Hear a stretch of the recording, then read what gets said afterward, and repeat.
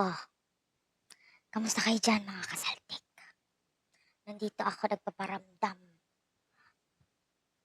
Babay na ako, hindi, joke lang.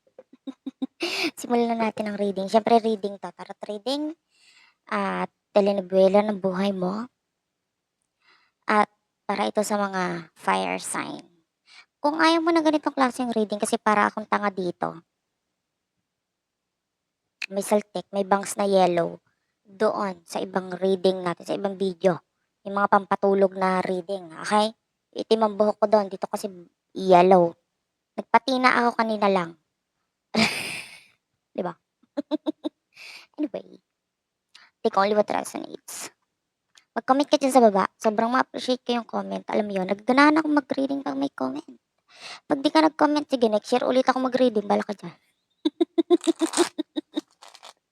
Oh, para sa mga fire sign. Kung ayaw mo ng ganitong reading, layas-layas, okay? Madali lang lumayas. Manood ka na lang doon ng mga nagla-live selling. Mag-mine ka doon. Huwag ka dito. Anyway, for fire sign. Anong meron sa mga fire sign? Four of Cups, Cancer, Scorpio, Pisces. O bakit ganon? Parang hindi ka na sigurado dito sa person na kakonect mo. Bakit? The World. Eto dalawa lang to. Pwedeng hindi ka na sigurado sa person na kakonect mo. Kasi malayo siya sa'yo. Or yung iba naman sa'yo, pwedeng nalayo na yung loob mo sa kanya, yung iba. Or yung iba naman with the world, pwedeng may something na offer sa'yo. Pwedeng nang someone na malayo. Maybe nasa ibang bansa, ganon. Tapos, hindi ka sigurado dito sa offer nitong taong to. Parang natatakot ka. Iba sa inyo pwedeng may mga bagay kang sinisikreto or feeling mo may mga bagay na sinisikreto sa'yo. So, ayun. Sino tong person na kakonect mo pagdating sa love? The devil, animal. Ang person na ito, Capricorn energy. With the magician, Yung person mo, parang,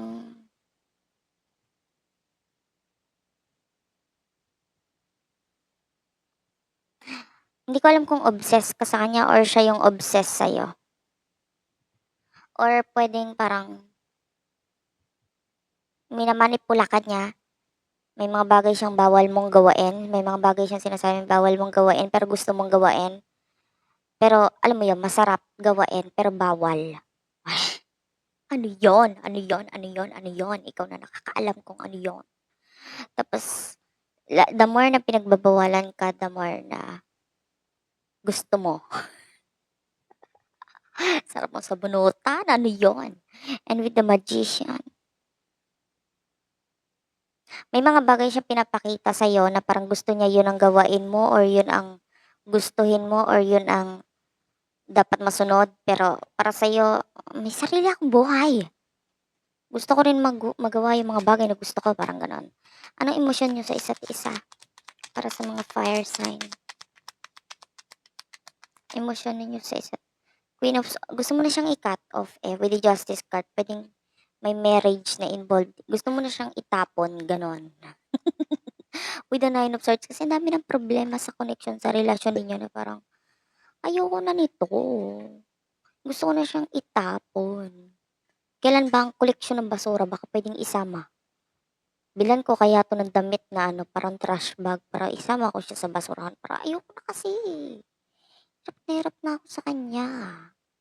Parang iba na talaga. Parang ganon. Gusto mo na siyang i-cut off. Six of Swords is here.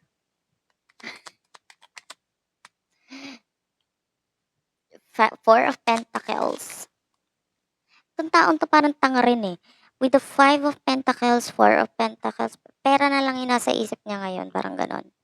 Tinitignan niya kung may pera ka pa. Yung iba sabihin, ever since naman wala ako noon. O, bahala ka dyan.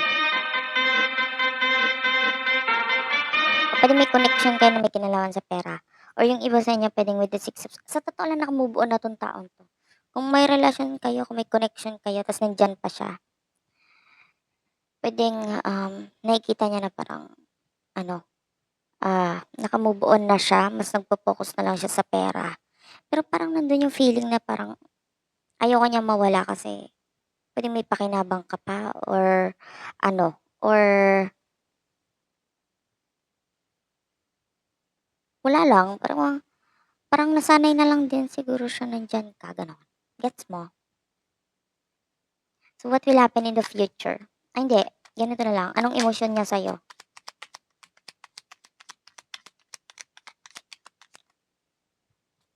Hindi ko 'to kukunin masyadong marami. Ace of Wands, ayan, Aries, Leo, Sagittarius. Ano? Bakit may naliliitan? Naliliitan siya sa'yo, bakit? Ano ang maliit?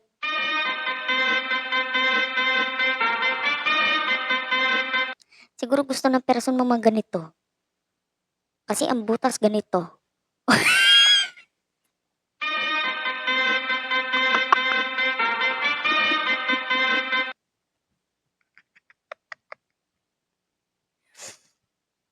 My gosh.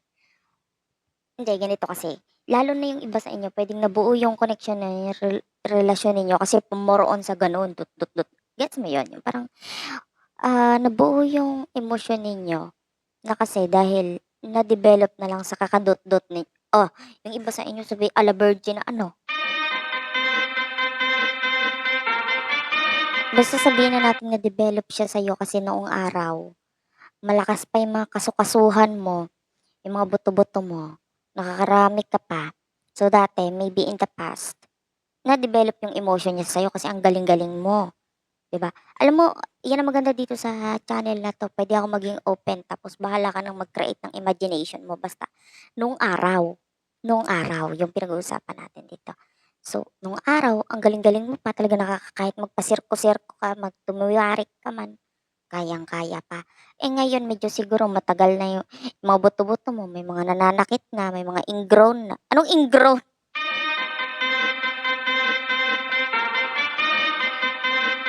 So, yon. So, after nun medyo iba na. So, medyo nabawasan na rin yung emosyon. So, medyo ano siya or puwedeng yung iba sa inyo talagang natatabangan ka lang sa kanya kasi parang hindi na katulad nung araw yung nararamdaman mo. Gusto mo na ngang i-cut off, eh, 'di ba? What will happen in the future sa inyo? Either kasi nga naiba na or talagang yung iba puwedeng hindi lahat, pero puwedeng may ibang iniisip ka pa, gano'n.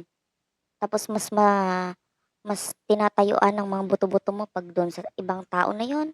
Oh, nage-gets mo 'yun? Parang wala na masyado sa kanya, eh. What will happen in the future?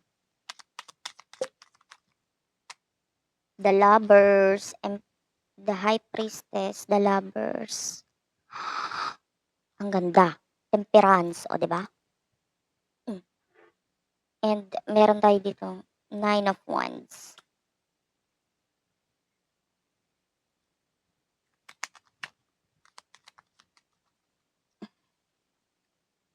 Ayan, actually, Page of Swords is here. Nakakita tayo dito ng ending with the Three of Pentacles. Kasi might be ending in a way na kaya mo i-end. I mean, hindi ko masabi kung sino ang mag end.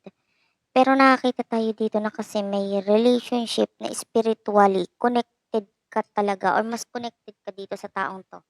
Bagong tao or lumang tao o mga Homo sapiens, ganyan. Depende sa kung anong klaseng tao siya. Basta nakikita natin dito, may spiritual connection ka sa taong 'to, may relasyon dito in the future, dito sa tamang tao. And with the Three of Pentacles, walang magagawa 'tong person na 'to. Hindi na okey ano pa yung connection ninyo parang nakakaumay. Dahil diyan tapusin na natin ang reading dahil naumay ako sa relasyon ninyo. Kung ito ay bawal or hindi na maganda 'tong relasyon na 'to, masyado ng toxic, mabuti pang i-end na lang. Babo.